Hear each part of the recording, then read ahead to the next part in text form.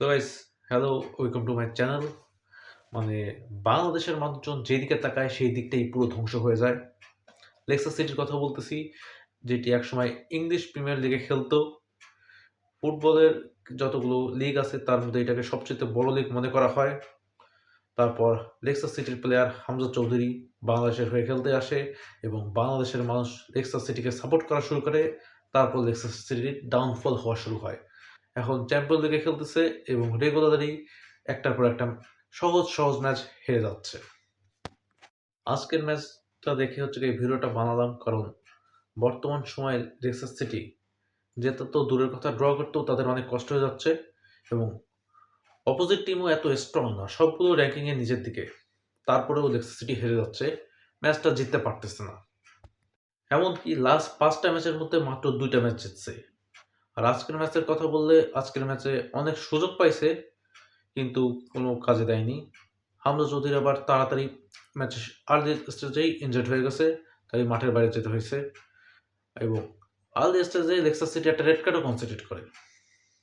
ম্যাচে এক প্লেয়ারকে ধাক্কা দিয়ে ডাইরেক্ট ফেলাই দিছে, যার কারণে রেফারি রেড কার্ড দিয়ে দিছে। তারপর অবশ্যই একটা ম্যান কম হয়ে গেছে, 10 জনকে নিয়ে খেলা লাগছে, সেটা একটা বড় ডিসঅ্যাডভান্টেজ। কিন্তু তারপরেও যেভাবে আমরা শট করছি, আমরা সবথেকে বেশি শট করছি, তারপরেও গোল করতে পারিনি। পুরো ম্যাচে লেক্সাস সিটি টোটাল 17টা শট করছে এবং চার্লটন মাত্র 9টা শট করছে।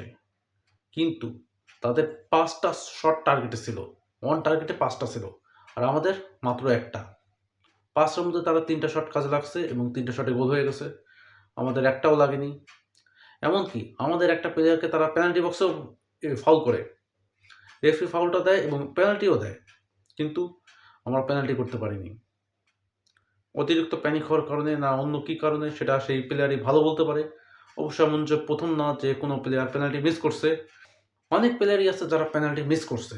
কিন্তু পেনাল্টি হচ্ছে যে এই ফুটবল, ইন্টারন্যাশনাল ফুটবল যেটা, সেখানে গোল করার সবথেকে বড় সুযোগ। এখানে মিস্টার বিশেষের ব্রিফকেস দিয়ে দিলে গোলকিপার সরে দাঁড়াবে না। সো পেনাল্টিটা অনেক ইম্পর্টেন্ট ছিল, স্পেশালি যখন আপনি বারবার ম্যাচ হারতেছেন এবং আপনার অপোনেন্ট অলরেডি 2টো গোল করে ফেলছে। র্যাঙ্কিংয়ের দিক থেকে দেখতে গেলে প্রিমিয়ার লিগে খেলা এই টিম এখন 16 নম্বরে আছে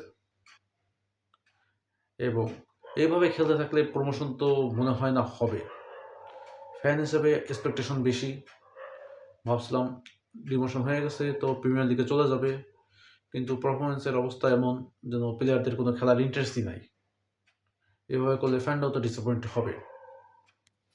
সো ওভারঅল সব কিছু নিয়েই অনেক কাজ করতে হবে, স্পেশালি শট দিয়ে টিম ম্যানেজমেন্ট, কোচেরও ভালো করে বিষয়টা দেখতে হবে। প্লেয়ারদের কোথায় সমস্যা হচ্ছে সেগুলো ঠিক করা কোচের দায়িত্ব।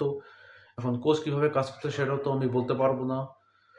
তো আশা করি নেক্সট ম্যাচগুলোতে ভালো করবে এবং আমাদেরকে একটা ভালো রেজাল্ট এনে দেবে।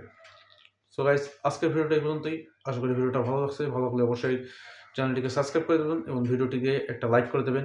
Thank you so much for watching.